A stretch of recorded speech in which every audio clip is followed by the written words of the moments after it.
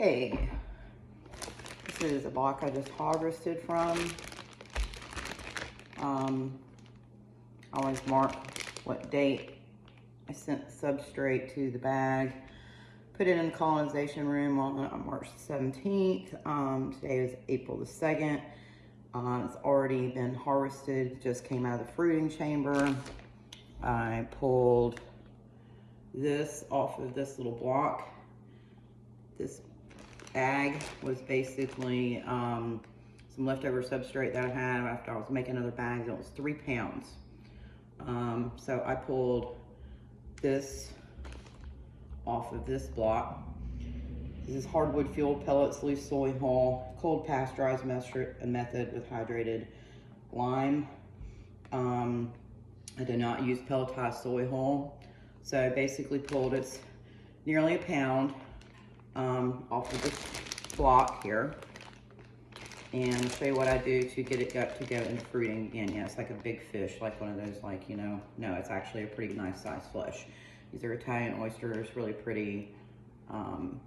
Came off the substrate nice and easy.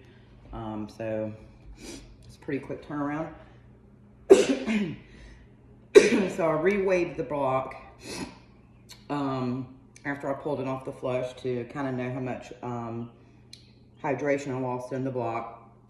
I ran it under some water, right here especially, because that's going to be dry, because that's where everything was, you know, the mushrooms are like moisture vampires.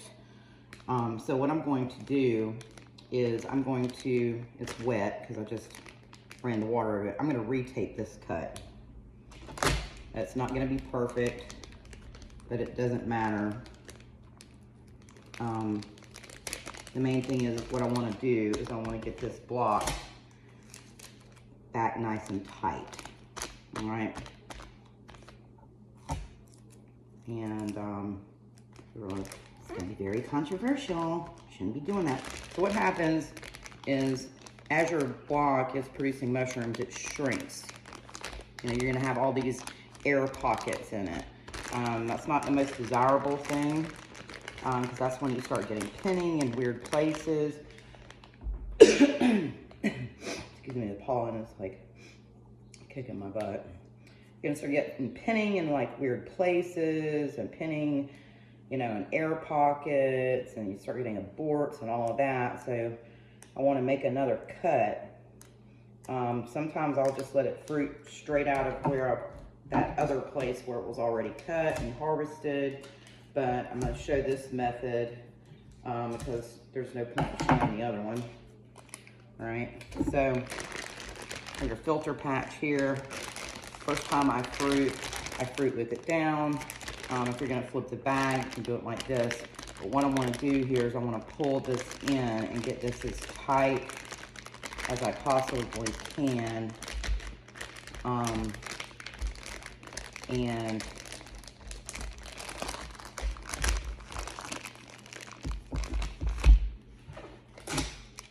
yes, I'm taping it on the bottom. I'll hold it where I want it to be. Okay, so you still have some air pockets and whatnot, okay? That's fine.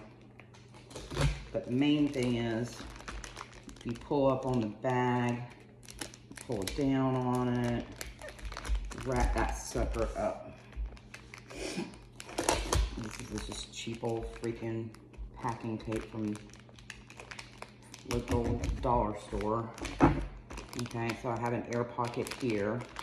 All right, so nice and flat here, which is where I want to make my new cut. So I'm going to kind of alleviate a couple of these air pockets. This is micro pore tape, basically just taping it down.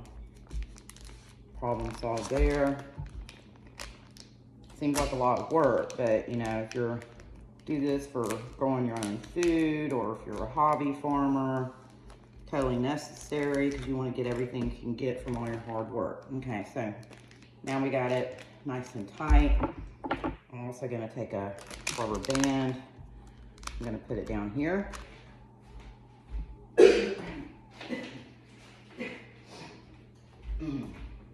don't like that rubber band, it's not tight enough. So I have some other ones that I got. Go down here. And then I've got another one I'm gonna put up here. You'll see online some people will have them here, like this. Whatever. Okay. So, a little bit of nothing goes a long way. This is a little itty bitty little block. This little block weighs like 2 pounds. All right. But it's going to put out another at least half pound mushrooms. Half pound mushrooms is a meal.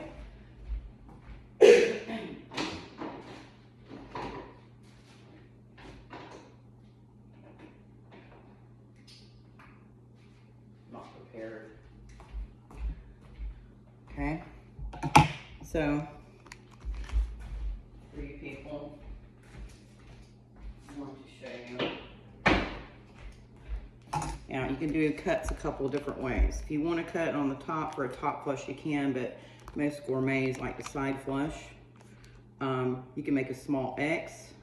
Usually your X needs to be each leg no more than 2 inches. Okay. Or you can do what I call a U-cut, or people call them horseshoe cuts. You can do it like that. Nice thing about the U-cut is that it creates its own like little flap. So it actually keeps the substrate a little bit more hydrated during pinning. And then as the pins come out, it just pushes the flap up. And the flaps are easier to tape down as well. So I mix it up a little bit. So I just have a razor blade. And what I'm going to do is I'm going to make the U-cut here. Doesn't matter if you cut into the substrate. Yes, this is a colonized block, so there you go. It's like, hello, please come. I want some air so I can pin, please. Put me back into fruiting right now. Mushrooms do talk to you, by the way. All right, so back to fruiting you go.